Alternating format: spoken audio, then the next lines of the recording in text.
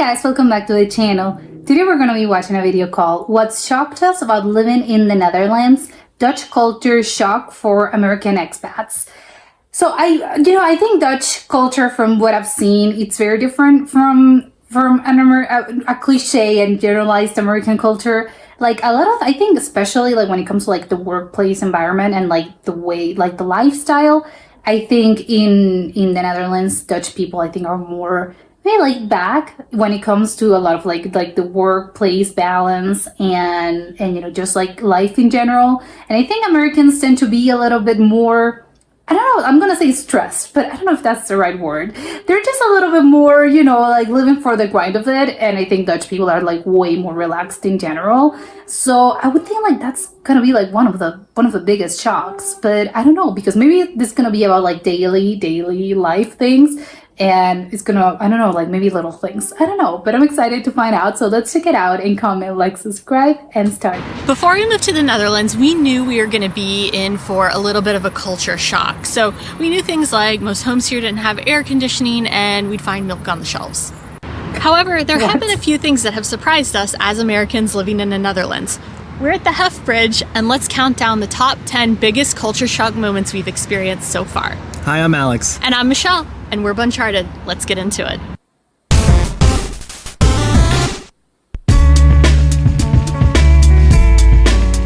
Oh, they're in Rotterdam, not in Amsterdam. Oh, there's a chicken? What is that? What were pigeons? That looks like a chicken of some sort. Number 10. Here's one thing that I kind of knew, but was still really surprising. Taxes included in all the prices. Like, the price of the item is actually the price you pay.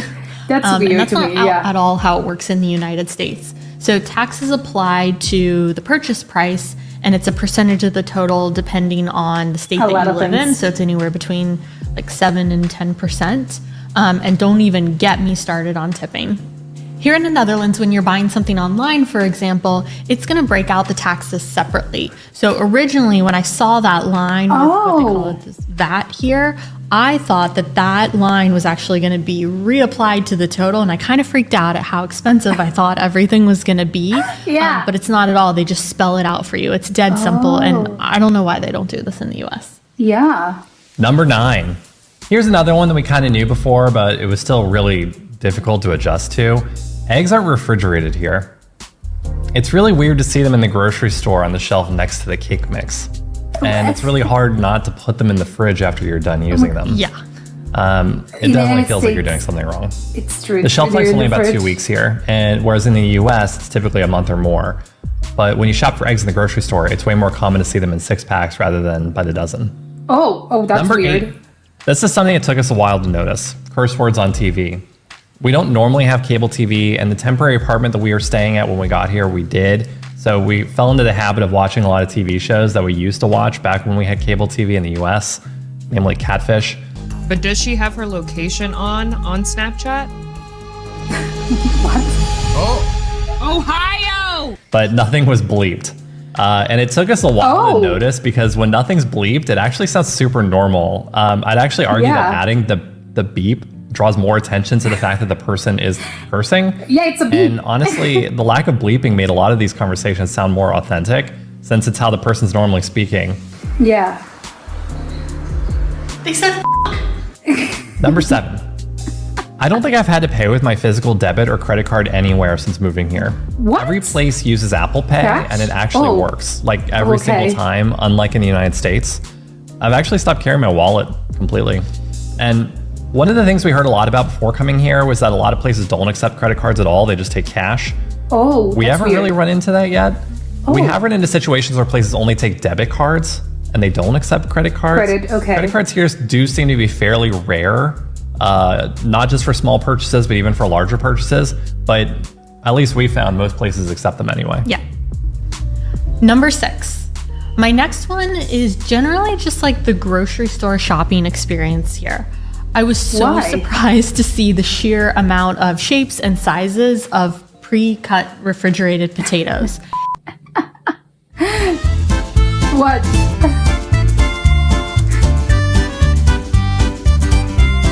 Yeah, it's an apple. Like, okay, oh my god, patat. Oh, like potatoes. Every single store God, so has weird. at least 20 different options. And the same goes for pre-cut and pre-mixed vegetables. So like if you're making a stir got so many fry and carrots. you need to add vegetables to the mix, you just grab a bag from the refrigerated section Love and you're that. good to go. The stir fry bag. Yes, the stir fry bag. Another thing that was a really good surprise here was the sheer amount of vegetarian and vegan like meat replacement options, and the fact that Isn't that common in most the of US? them are store brand. This is almost unheard of in your average grocery store in the United States, and the prices for all of these here in the Netherlands are fairly reasonable considering we would pay upwards of like $8 for just a couple of frozen black bean patties in the United States. So it's cheaper. All right, I'm back for number 5. Dutch culture is very appointment driven, meaning almost everything requires an appointment, which was honestly great in the What beginning of way? our process of getting our residence permits. When we needed to register in a municipality, it was nice to know that we could schedule an appointment, show up, and not have to wait hours on end to be seen, which is generally how everything government related works in the United States. However, this became less of a pro and more of a con when we needed to simply pick up our residence cards, which we literally have to make an appointment to do.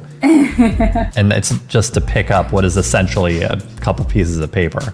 It's kind of crazy to us because appointments are hard to get and we're waiting weeks just For an to pick appointment up to a open up. document. But overall, appointment culture does make things more organized, Yeah. but it can also hinder progress, especially for little things. Number 4. Okay, this one's specifically about the working habits here in the Netherlands. When we started our move, we were working with several people here, and after 5 p.m. local time, nothing. The Dutch just don't really work after 5. Bye. It's literally just bye. That's it.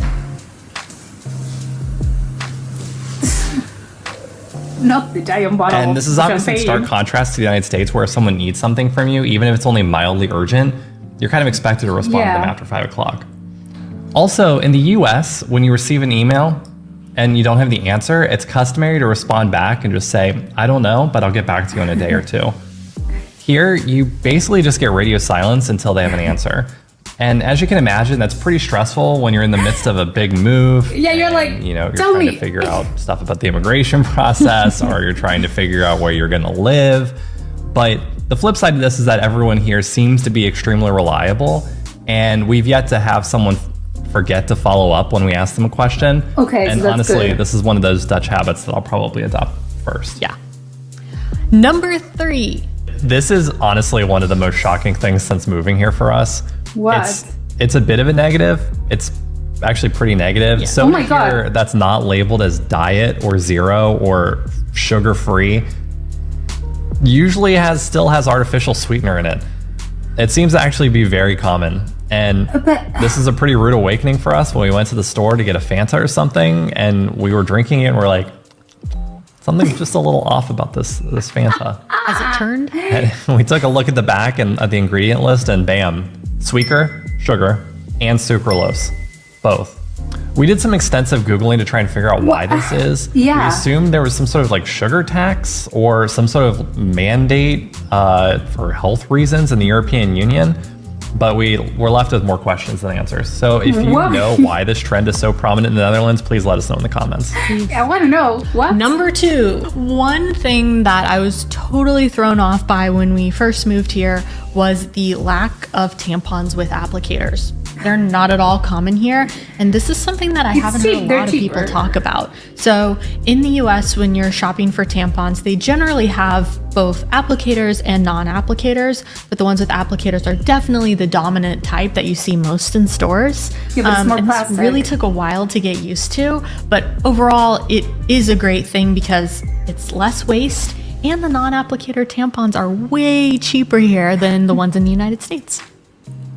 And now for the biggest culture shock we've experienced so far in the Netherlands. Number 1. So I didn't hear about this one until we actually moved to the Netherlands, but a lot of women get catcalled on the streets. This seems to be a pretty common Really? problem in the Netherlands, so much so that the 2 largest cities in the country, Amsterdam and Rotterdam, have banned catcalling, and it can now result in a fine of up to 4,100 euros or 3 Oh months my jail God. time. Other cities are also taking measures to spread awareness about catcalling.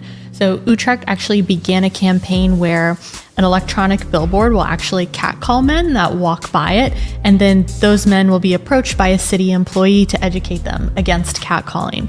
Jij daar met die kaart? Ja, jij. Ik ben blij dat je me hoort. Heb je zin in seks? And none of these solutions are perfect, and the country still has a really long way to go to eliminate catcalling and to ensure that women feel safe when they're walking on the streets. Okay, I think that covers everything, at least so far. It's going to be interesting to see how this list evolves over time, the longer that we're here. I'm sure there's a lot more to discover here in the Netherlands and also as we start to travel more around Europe. Actually, why don't y'all let us know, what's the biggest culture shock moment that you've experienced and what was it? But for now, that's all we have. So we'll see you on the next one. Bye. Bye.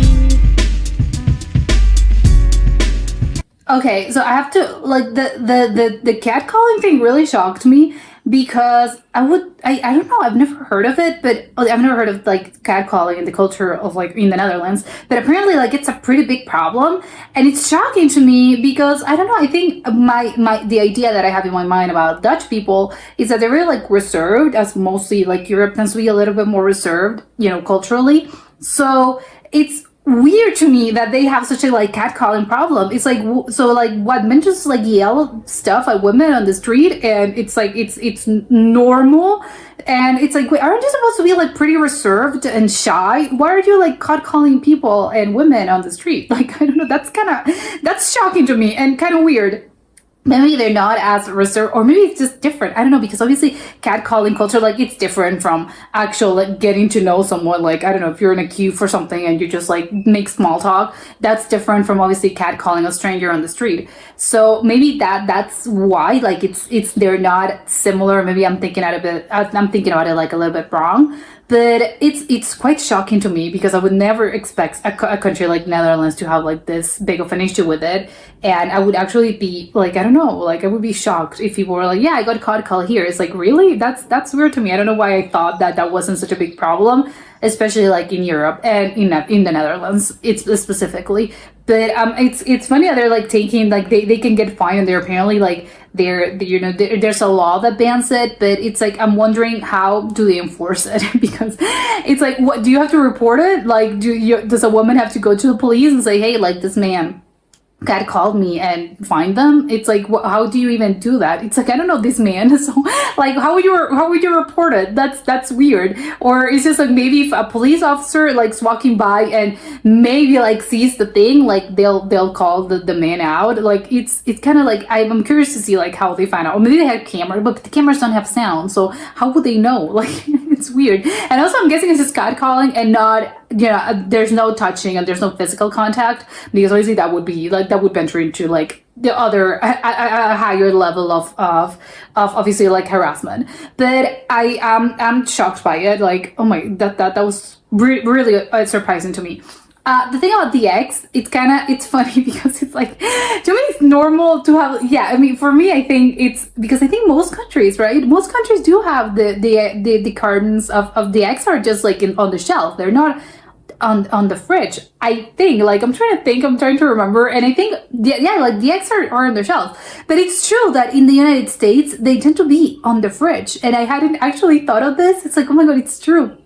I don't know if the whole US, in the whole United States, it's like that, but it does. It's weird. I don't know why that is, actually. And it's like, well, yeah, you have to like, they have to refrigerate, like when you walk home, when you get home with your groceries, you have to like, oh, I have to like put the eggs, you know, in the fridge. But that's weird, because it's like, yeah, you usually when you just grab the eggs and you just like leave it, you know, in your house. You don't have to like put them on the fridge. And I don't know why that is, actually. Like, what's the big difference? Aren't they, an egg is an egg, right? Like here and everywhere, and I don't know, it's just an egg. So I would love to know that. I would love to know why it's like that, because I think the US is probably one of the only places, I'm trying to think, and I do think that they are the only ones, at least that I know of, that they do put the eggs on the fridge. Like, that's weird. Also, the thing about the sugar that also shocked me, because I would think they need to have, you know, like they said, there's laws against this. Like, why is it? And they don't really know. They didn't really explain it, because they were like, we don't know either. But it's weird. How come you're gonna have it like, maybe it's because sugar, as in like the sugar cane, that's different from a sweetener, an artificial sweetener, even if it's like sucralose, because sucralose, I think it's an actual like it's a compound, like it's an element, it's another thing, and it's not actually like the sugar, like the grains of sugar. And maybe that's why it's different. So maybe they can get away with saying like no sugar added because it's artificial. And obviously sugar, like the crystal, like the sugar crystals, it's a natural recurring element in the world. So I don't know, is it because of that? And it's like, well, when we're saying sugar, we don't mean that. We mean another thing that we're just making in a lab.